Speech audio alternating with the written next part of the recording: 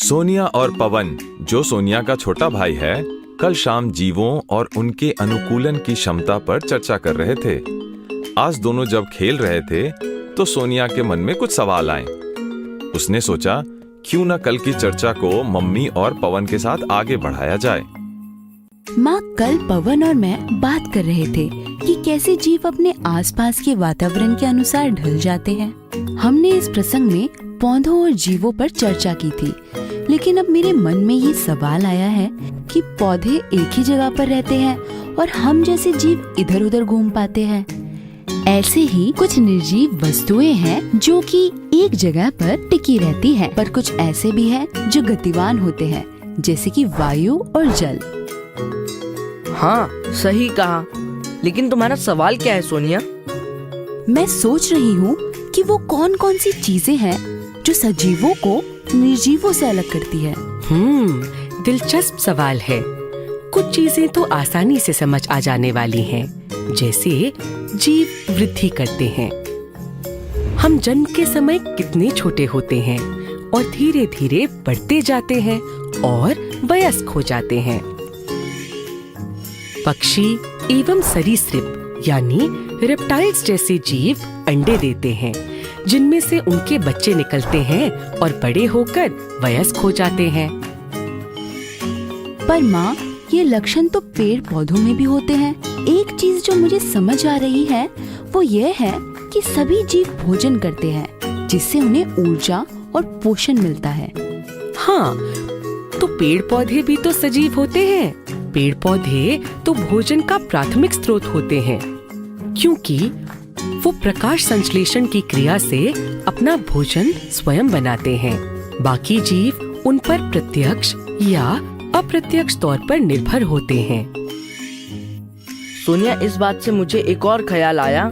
जो जीव भोजन ग्रहण करते हैं, उस भोजन में से कुछ हिस्सा जिसका शरीर उपयोग नहीं कर पाता, उसे जीव मलमूत्र के रूप में उत्सर्जित कर देते हैं। ऐसा सारे सजीव करते हैं। क्या? लेकिन मैंने पेड़ पौधों को मलमूत्र उत्सर्जित करते हुए तो कभी नहीं देखा। पेड़ पौधे अपने अपशिष्ट पदार्थ दूसरे तरीके से उत्सर्जित करते हैं। अपशिष्ट पदार्थ उनके कुछ भागों, जैसे कि उनकी छाल और पत्तियों में जमा हो जाते हैं। जब ये अपशिष्ट पदार्थ ज्यादा हो जाते हैं, तो पेड़ पौधे अपनी पत्तियां और छाल झाड़ देते हैं। अच्छा, इसका अर्थ है कि सभी जीव भोजन एवं उत्सर्जन दोनों करते हैं।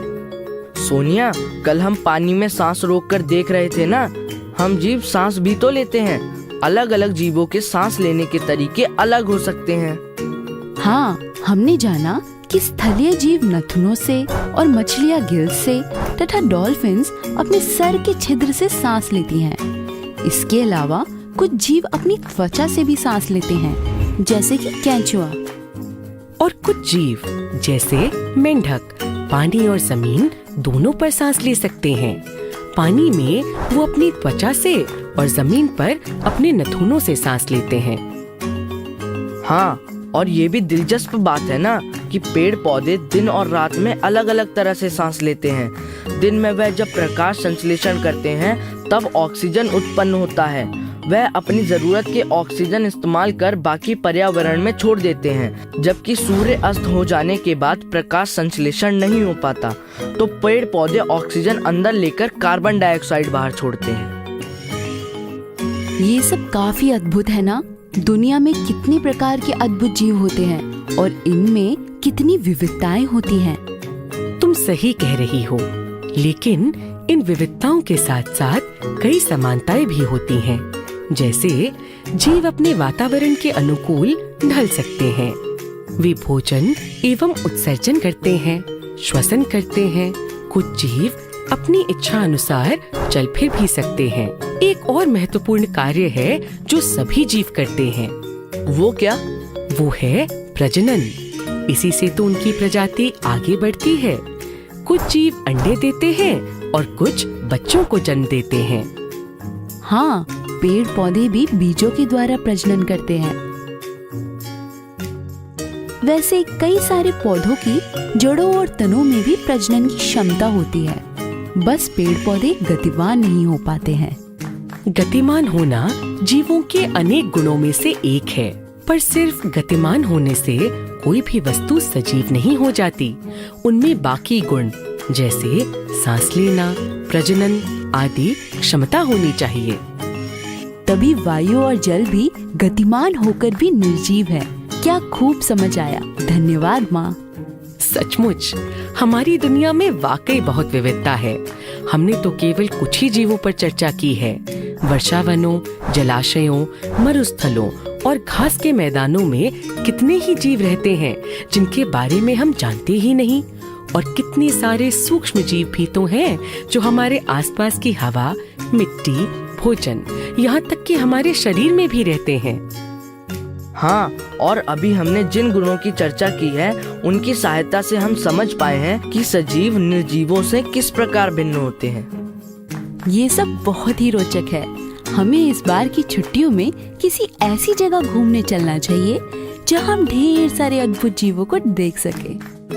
इसलिए मैंने सोचा है कि इस बार गर्मी की छुट्टियों में घूमने के लिए केरल के वर्षावनों में जाएंगे।